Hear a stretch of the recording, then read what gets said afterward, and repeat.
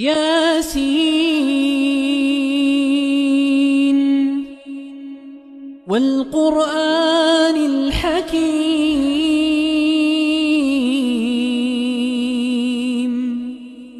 إنك لمن المرسلين على صراط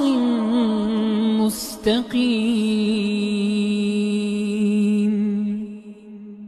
تنزيل العزيز الرحيم